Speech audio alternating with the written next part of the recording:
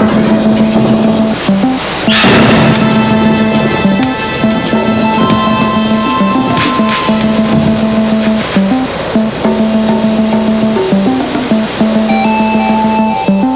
raging flood. An onrushing wall of water that knows no bounds. A surging torrent, millions of gallons of water smashing and overrunning everything in its path. The full fury of nature unleashed. The raw power, the sheer force of it all, is an incredible sight to behold.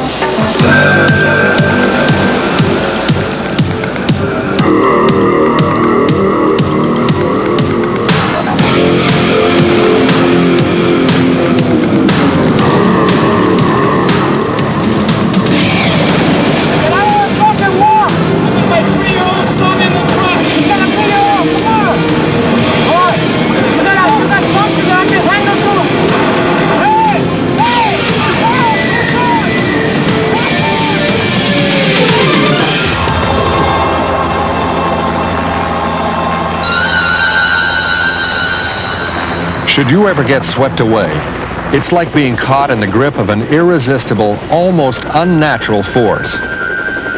For anyone trapped in the hellish flow of a fast-rising flood, there is no escape. Only rescue. And any rescue at this point may be one of the ultimate tests of men and emergency equipment. Indeed, in these conditions, simply trying to reach a victim in the first place can become an almost impossible and deadly challenge.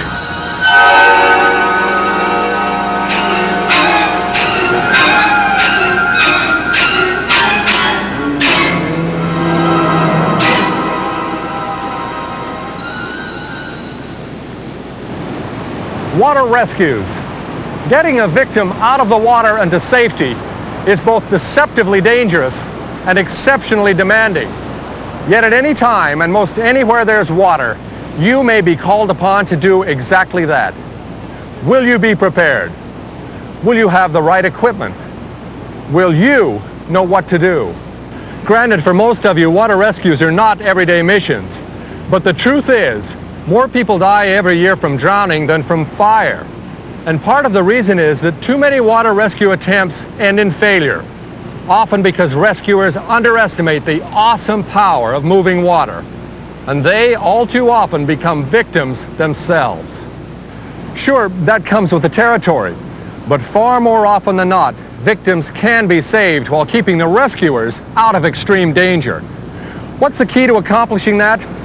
Well, it all starts with planning and preparing for a water emergency in your area.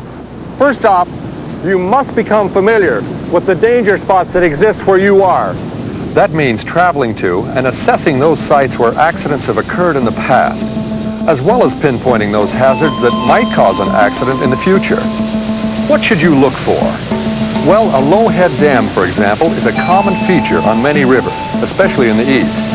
Even at moderate water levels, a hydraulic or backwash at the base of the dam forms a deadly trap that's almost impossible to get out of without help. This same type of entrapping hydraulic can be formed by natural features in a river, such as a steep underwater ledge or submerged boulder. Would you know how to reach a person trapped in this situation? On some rivers, branches from fallen trees can form a strainer, a deadly trap, where the victim is swept under by the current and then pinned against the underwater branches and debris. The turbulent tailwaters of a hydroelectric dam create an especially dangerous locale. Difficult access and extremely rough water pose a variety of hazards and may require special equipment and advanced rescue techniques. Indeed, any man-made construction that alters the natural flow of a river or stream can create a hazardous area and become a prime location for accidents. Bridges of all kinds can be found on practically every stretch of water in the country and are always potential trouble spots. Bridge abutments, for example, can trap storm-washed debris and form mid-river obstructions that may not be readily apparent to boaters. Of course, the awesome power of flowing water may well be the most common hazard of all. Heavy spring rains can turn any river into a series of cascading rapids, mile upon mile of treacherous water. And as often as not, some areas become frequent accident sites simply because of high use. A stretch of river, for example, favored by local fishermen on opening day. Assessing the potential hazards in your area is a critical first step of planning. Determining the rescue logistics at each of those sites is equally important. Remember, river and stream banks are often not easily accessible, so head out and take a look at what problems you may be faced with. Are access points along the river frequent or few and far between? Are they well marked or difficult to find? Along certain stretches, is one bank far more accessible than another? If so, what's the quickest route to the other side? As in any emergency, remember, response time is critical, but arriving at an accident site unsure of the problems you might face or what you're going to do to surmount them is almost a guarantee of stopping an entire rescue effort dead in its tracks. What about equipment? The special conditions and situations you'll most likely encounter will determine some of the specialized equipment you'll want to have on hand and with which you should practice. But there is some basic rescue gear no team should be without. A PFD, a personal flotation device, is a critical part of any rescuer's gear. No water rescue of any sort should ever be undertaken without every member of your team wearing a PFD. PFDs now come in a variety of types and styles, but for water rescue work, Coast Guard approved types 3 and 5 are generally your best choice. Make sure that it comes in a high visibility color, that it's sufficiently buoyant, and that it fits properly, allowing you to move freely both in and out of the water. For rescue work, you may want to customize your PFD with some items that will help ensure your personal safety. Reflective tape on the shoulders aids visibility. For signaling, it's a good idea to include a heavy plastic whistle. And a quickly accessible knife is especially important when working with lines. While providing buoyancy, this close-fitting vest also provides some degree of warmth. And that's a key concern when working around water that may often range from chilly to near freezing.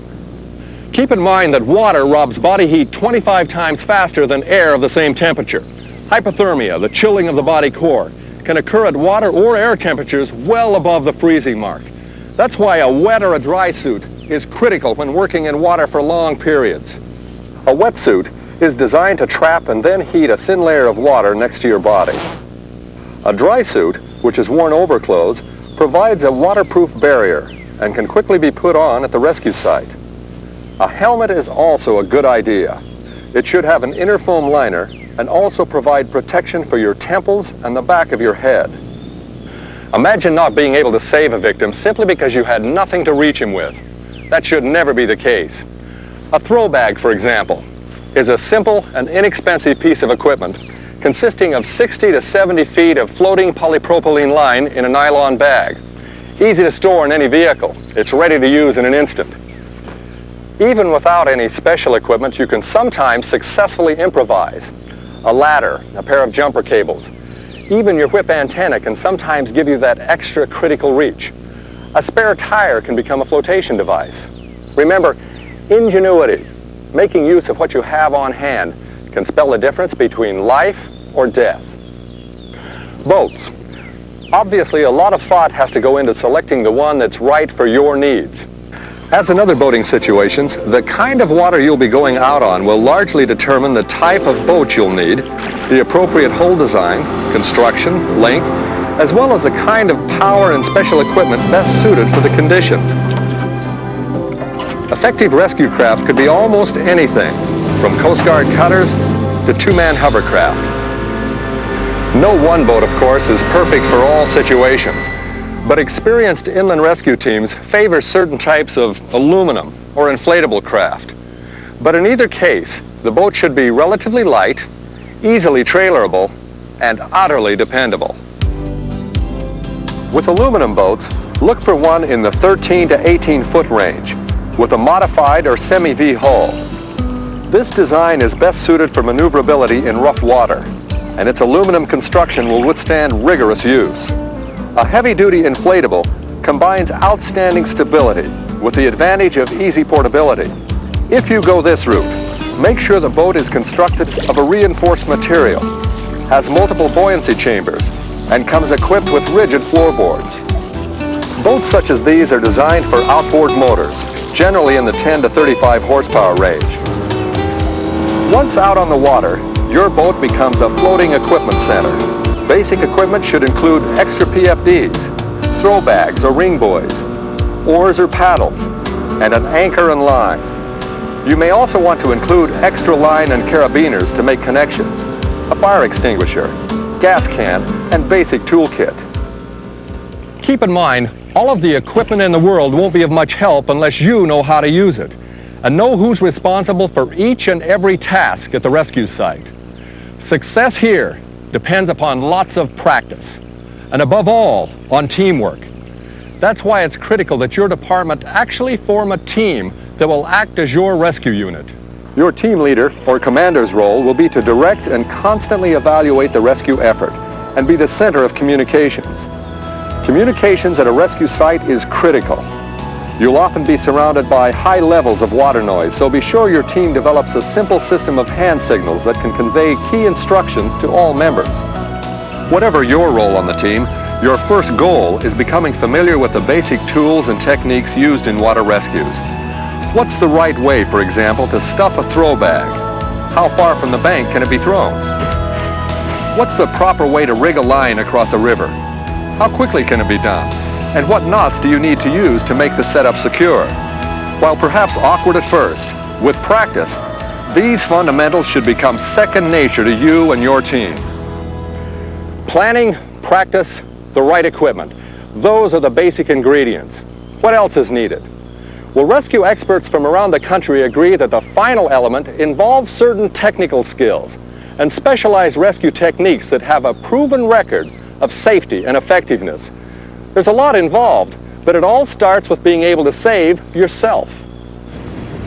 Many times rescuers have been asked to respond to a scene of an accident. If it's a water-related incident, it can be very dangerous to the rescuer. A lot of people do not understand the power that this water has. It's very cold, there's a lot of hazards out here, and the currents can be very treacherous. You need to learn yourself self-preservation. And unless you've experienced going down through this water, you'll never understand the power that it has. Whenever you fall into the water, one of the first things you want to do is cover your mouth. You'd be amazed at how cold the water is, and it actually takes your breath away. And if you are underneath the water when your breath is taken away, what happens is you inhale all of that water.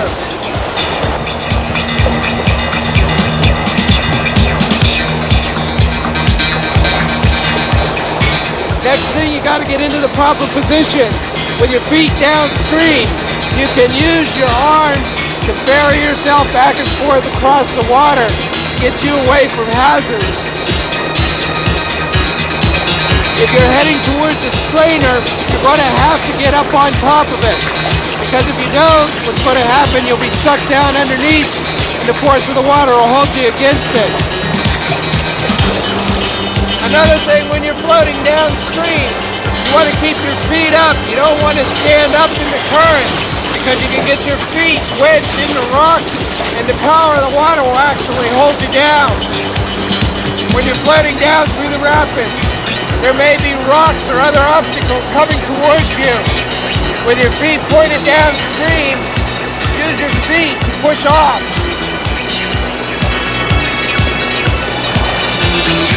It's an absolute must that you have a personal flotation device on anytime you're around the water. Because if you fall in, that may be the only thing that saves your life. When you're in this type of water, you need all the flotation you can get. Besides it keeping you afloat, it's also going to keep you warm. Because water robs the body of heat 25 times faster than the air. You also have to get out of the water as soon as possible. Get up on top of a rock, anything, just get yourself out of the water. Sometimes you may find yourself in the water for an extended period of time. The more you move, the more energy you lose.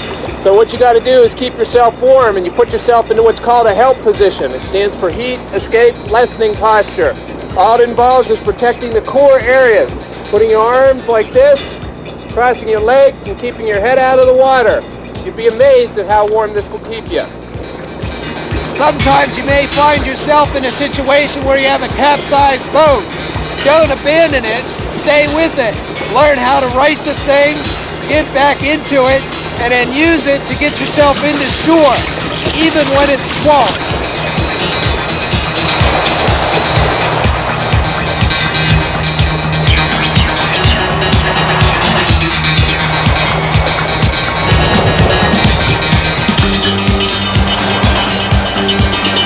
One of the things that you really need to practice is how to receive a line from somebody on shore. As soon as you get a hold of it, hang on. There'll be slack and then it'll tension right up. Keep your feet pointed downstream. Water may go over top of your head. Just hang on. Hang on. It'll swing you right in. And I'll tell you what, you'll be darn glad and lucky that you got out of water like this alive. Sure, there's something heroic about jumping in to save a victim all by yourself, but that should be considered only as a last resort. However, if for any reason you yourself are swept away, you have to know how to save yourself. Actually, in all water rescues, there's a golden rule. And quite simply, it's this. Always choose the rescue technique that offers you the greatest chance of success while placing you and the members of your team in the least amount of danger. If you're the first person on an accident scene, be it a rescuer or a civilian, it's important for you to remember to stay out of the water. Shore-based rescues are the safest and most effective form of rescue. Anything that you can extend from shore, a ladder, a tree limb, a golf club, a set of jumper cables out of the car trunk will work. If you cannot reach the victim by extending something from shore, then a heaving line or a throw bag is your next best choice. All you have to do is take aim and throw it to the victim. A throw bag is not a complicated device, but to develop accuracy, you still need to practice. With the throw bag, the key to proper placement is a smooth underhand toss. With practice, you should develop the rhythm and timing to hit your target consistently out to 50 or 60 feet. When retrieving, always make it a habit to coil the line back into your non-throwing hand. That way, you'll be instantly ready for a second toss. And when using a body belay, be sure that the line comes across your body from the downstream side. Otherwise, you could be pulled into the water should the line tension become too great. Ideally, your line should land just upstream and across the victim's shoulders. Once the victim has grabbed the line, your primary concern is guiding him to a safe landing site. Never tie off your line. If the line becomes entangled, you'll have no way to release tension quickly. As the current pulls the victim downstream, you may have to pull line in, pay it out, or even use a dynamic belay to bring the victim into a safe spot. Another effective shore-based rescue technique can use a fire hose. A special cap adapted to accept an air hose is screwed onto one end. An additional section of 50-foot hose can be coupled if necessary. To complete the device, a female cap is fastened to the other end of the hose. At this point, the hose is ready to be charged with air from a cylinder. Recommended pressure is 100 pounds per square inch, and it only takes a few seconds to fill a 50-foot section. The hose has now become both a buoyant and rigid life-saving device. With a flotation device attached to the front, the hose is pushed out into the water using a spinning motion to help get enough length out across the current before the hose bends downstream. Ideally, the hose technique works best in a low-head dam, still water, and ice. Remember, if conditions allow, a shore-based rescue is always the preferred alternative. It can be accomplished quickly, effectively, and all the while keep you and your team members out of the danger zone. No question about it. If at all possible, while attempting a rescue, stay out of the water. But at an instant's notice, you must be prepared to go out on the river. But remember, that calls for special fast water boat handling skills and techniques. If talking the victim into safety was ineffective, or your throwing assist did not work, there are times when you're going to have to use a boat. In water like this, even launching a boat can be dangerous.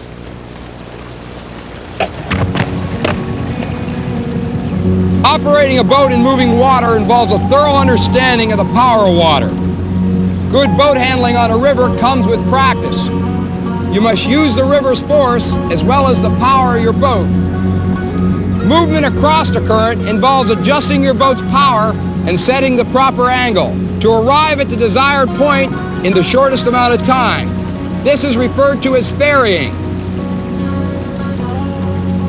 Keep in mind, when running a river, not every obstacle is readily apparent. That's why it's critical to be able to read the river. For example, as water flows to each side of a slightly submerged rock, a telltale upstream V is formed. However, when ripples trailing downstream converge, a downstream V appears, indicating a safer passage. Remember, the river flows around rocks and through strainers at different velocities.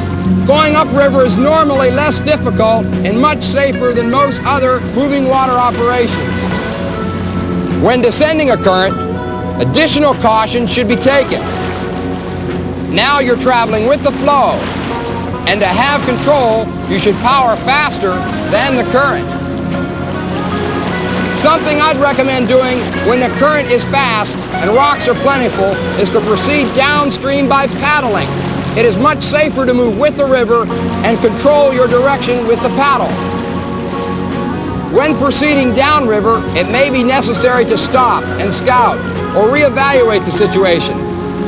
To do this, you can enter an eddy, that point where a rock or other structure is blocking the downstream flow.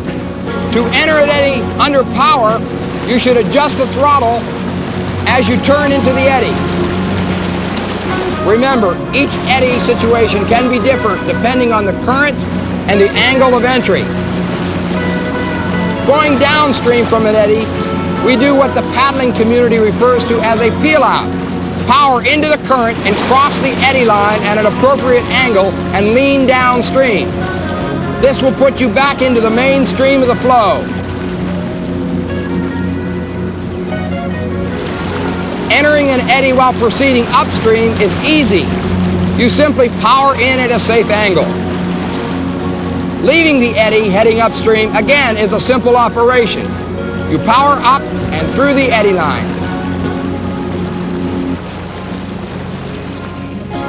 When pulling alongside an unconscious or an exhausted victim, the rollerboard technique will greatly aid in getting the victim on board quickly. By slipping a net or blanket under the victim, a simulated pulley system is created. With this mechanical advantage, the victim's weight is greatly reduced, enabling the rescuers to easily lift the victim up and onto the boat. Remember, simply grabbing a victim and trying to haul him on board can be practically impossible. At times, a direct approach by boat is the only way to reach a victim out on the water. Just remember, operating a boat in swift current takes practice and a thorough understanding of moving water. But once you've gained these skills, the ever-changing forces of the river can actually be used to your advantage. Boats are often a key component in water rescues, but sometimes they can't be used. Or used alone, they're just not enough. In such cases, lines or line systems may prove very effective. If the accident scene is in a location where it is too dangerous or impossible for self-rescue or shore-based rescues such as reaching or throwing rescues, and access is too difficult for a possible boat rescue, you may have to use line systems. The first thing you have to do, though, is get the line across. A line gun is a quick and effective device with a reach of up to several hundred feet. A locking carabiner makes for a quick and secure attachment to the haul line, enabling you to pull the primary rescue line across. If the shore is too distant, you may have to ferry a line across by boat. This requires a boat operator and a line handler, with a line handler feeding the line from a line bag and guiding it above the boat and out of the water. Once a bank-to-bank line is secure, it can be used for a variety of rescue techniques. By attaching a simple system of pulleys and tethers, for instance, a dynamic ferry can be quickly rigged. Useful in many situations, a dynamic ferry is a simple and safe way to get a boat across a river without power. By adjusting the length of the bow and stern tethers, the current pushing against the angled side of the boat will literally propel the boat across the stream. Once rigged, a dynamic ferry can be used repeatedly to bring equipment or personnel across the river. In a situation where the victim can neither be reached from shore nor approached directly by boat, a tagline system is used. This allows rescuers on both shores to maneuver a rescue device down to a stranded victim. Sometimes a victim is too weakened to grab and then hold on to a rescue device. In such cases, a line system can be rigged with a movable control point to lower a boat and rescuers down to the victim.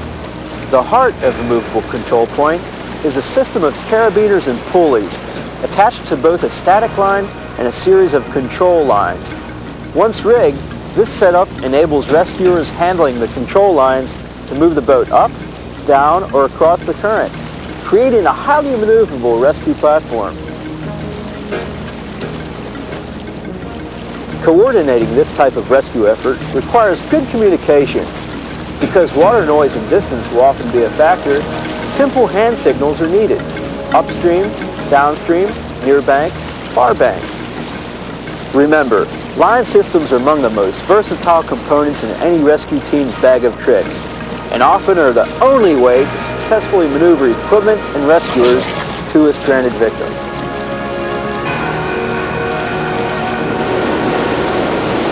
Although it may not appear that dangerous, of all the things on a river, it is by far the deadliest. At its worst, a low-head dam is a surefire drowning machine. The hidden danger?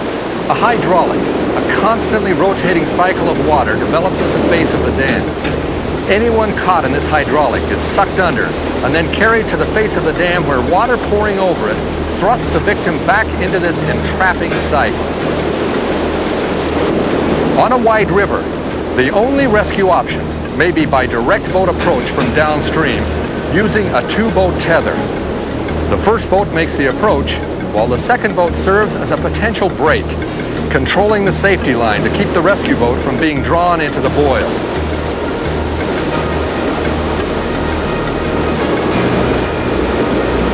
A frightening sight, even for a seasoned rescue team.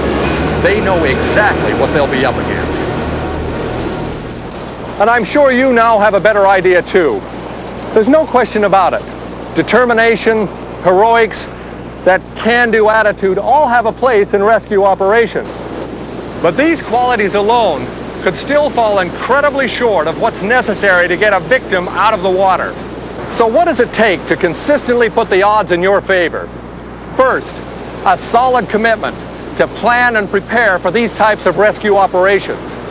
And second, learning and practicing the skills and special techniques that make successful water rescues possible in the first place.